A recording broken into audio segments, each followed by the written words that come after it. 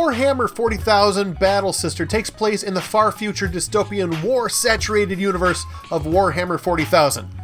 Apparently it's some kind of tabletop role-playing game thing with a ton of tiny paintable figurines. I know nothing about it, but I didn't need to, and neither will you. Battle Sister VR for Oculus Quest gives you enough exposition to get the gist, and enough story to make you feel like it's more than a zombie wave shooter. There's enough narration and dialogue to give you the background and the relationships between the characters, and as far as the writing goes, I give him credit for maintaining that balance well. I had my suspicions, of course. We are by nature suspicious. A requirement of the position, I suppose. I had to trust your faith would remain strong, even if the worst were true of Leonora. Also, thanks for not cussing. What with the war themes and violence, I was almost certain there would be cussing all over this bad boy, but these nuns are as pure as altar boys, language-wise, and I can't think of a single cuss word in the whole game that I caught. Let's talk the good. The design is fantastic. I love the combination of sci-fi, fantasy, space battle, dystopian future, and Catholic medieval Gothic styles. The weapons and costumes are gorgeous. The colors and styles make the characters and their personalities almost tactile. You can feel the mindless evil in these evil mutants, and you can see the stoic, selfless heroism in our team of heroes. The design tells you a lot, and it's fantastic. The sets are amazing, and this game does something very well, which I complained Star Wars Tales from the Galaxy's Edge did poorly, and that's making the setting diverse. Every part of this game is clearly in the same game, with complete continuity, but the settings are each entirely unique, making you feel like you've traveled to different places as the story progresses. Even with just a change in lighting, color, and fog, they diversify areas inside of each level, to again make you feel like you've gone from one location to another in a fluid and realistic way. Interiors and exteriors are used equally and equally well. By the end of this game, you feel like you have been to a lot of different places in this universe. The diversity of weapons is also really good. There are a handful of weapons such as a fire sword and an axe, which you wield at different times, and different kinds of guns and a flamethrower. The guns can run out of bullets, and so finding more ammo was a worthwhile task made necessary by the sometimes overwhelming number of enemies. But the mechanics were forgiving enough to let you carry a ton of ammo of various kinds, so you didn't have to worry about storage. The diversity of enemies was also better than that of Galaxy's Edge, as you have mainly grunt foot soldiers with axes or guns, and then bigger enemies with more powerful guns and better armor, and then bigger, more powerful versions of those, and then eventually demons with flaming swords and a handful of boss-level battles. It wasn't just the same 3 bad guys over and over and over. Even though in a sense it kind of was. The game balances economy with diversity very well for a satisfying collection of enemies. Your character also has several skills that come in handy. Aside from your skills with a sword and your guns, you have what are called faith powers, what we in Star Wars call force powers.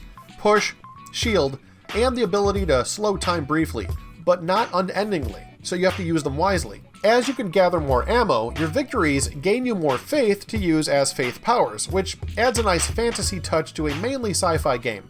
Also, you have a team which joins you for several parts of the game, but not the entire story, so you don't feel as alone as you might, but you also can't remain dependent on them for help on every level.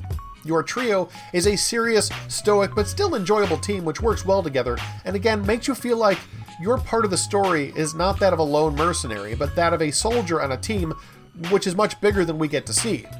There's also other characters on your team who join you for brief parts of certain levels, so that the total number of your teammates is even bigger than the trio that you're part of for much of the story. Okay, let's talk the bad. Overall, I truly do not have a lot of complaints, but for an honest review, here's what I can say. The gore. While I truly do appreciate the ability to change the gore level in the game, the nun setting still has a spray of blood every time you hit an enemy.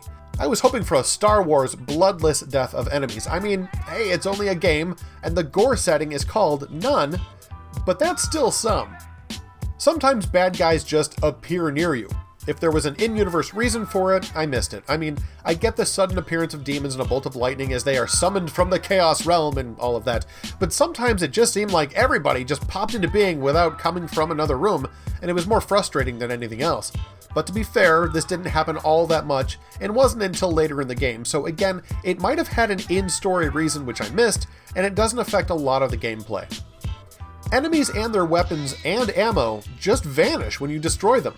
and ammo and guns are just kind of scattered around the levels. It would have made more sense to me to have us scavenge guns and ammo from the fallen friends and foes than to just keep finding lockers stocked with ammo in random hallways. Again, not a serious complaint, but more of a wish list. As for design flaws, there are a handful of textures that are flat and pixelated up close, and a small collection of items that either don't touch the wall or the floor as they are intended to. Overall, the game is designed so well for the hardware it has to use that these are small complaints. I do wish they would have either not given you a shadow or given you a head. Every time I see my shadow, I'm taken aback when I realize that my awkward arms don't meet my body at the same level, and there's no head at the top of my shadow. It takes me out of the world and reminds me that it's just a video game. The full body texture is very cool on one level, but entirely unnecessary on another level. I think games like Galaxy's Edge or Gun Club VR have shown that a torso with floating arms work just as well and often less awkwardly than a full body. The legs are more funny than anything else, and when I look down, it again seems more cartoony and out of place than if I were to see no legs at all. And not to nitpick, but the color of the interior of the other characters' mouths should have been darker. Props to them for animating the mouths as they speak. It's well done, but because the inside of their mouth is colored as they are exterior features, it feels like they have a light in their mouth or that their faces are somehow transparent. It's distracting in an otherwise well-designed and animated human face. The hand grenades are hard to use and often make no noise at all. They require both hands and seem to be far too weightless, flying much farther than would reasonably be wanted by a player. In close quarters, they take too long to detonate, and I tossed one into a hallway only to have the enemy step over it, walk into the room, shoot me in the face, all before the grenade went off. There are also a small handful of things that get set up only to remain fairly unnecessary. In the second level, there is a biosignature scan which lets you into the room you're to be sleeping in, and the technology never comes back for any reason.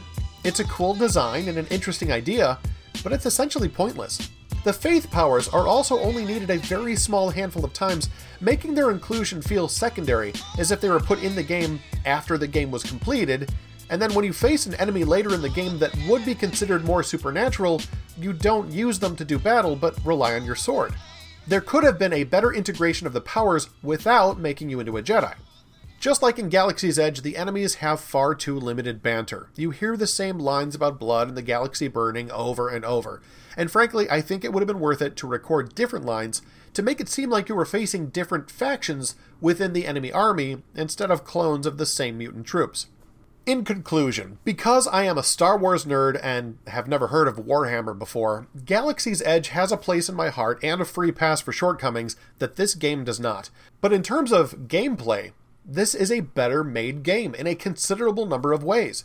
Many of the things I listed as shortcomings of Galaxy's Edge are not weaknesses of this game, and many of the things that it did right, this one does as well. Battle Sister is a fun, dark action game which is beautifully designed, in a universe with enough lore and backstory to give it weight and depth, enough dialogue to let you get to know some of the characters and distinguish between them, and a near-perfect blend of sci-fi and fantasy. The environments, costumes, weapons, and characters are amazing.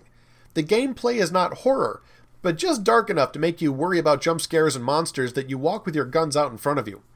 It takes itself seriously, and it offers gameplay at the right level of difficulty to let you take it seriously as well. I have heard people say they can run through the whole game in 3 hours, but I can tell you that it would easily take me twice that much time, at least until I've played through all of it at least a few more times. My first pass took me several days to complete, with around half an hour per section, amounting to probably near 8 hours or more my first time through. Also, there's an additional section which is just wave defense outside of the storyline, and some multiplayer online mode coming soon. My only real complaint would be the demons and the blood, but if you're old enough for these horror elements not to bother you, I think you'll love Battle Sister. It's a lot like Galaxy's Edge for adults. Similar mechanics, similar gameplay style, similar sci-fi fantasy universe far, far away. I love both of these games, and I'll be playing them over and over for the foreseeable future. If you've played them, let me know what you think in the comments below. Game on, my friends, and I will see you in the future.